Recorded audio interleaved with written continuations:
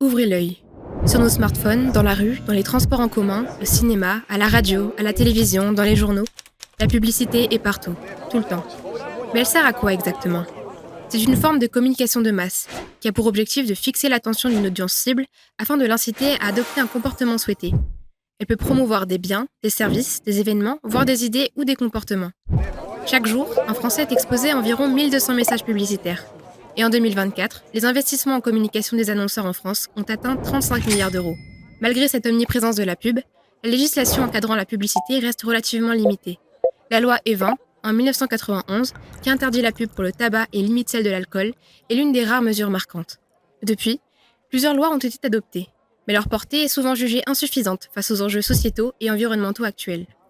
En décembre 2024, le Secrétariat général à la planification écologique SGPE, un organisme d'État chargé d'accompagner la transition de la France vers un modèle plus soutenable, a commandé un rapport sur les enjeux de la régulation de la publicité.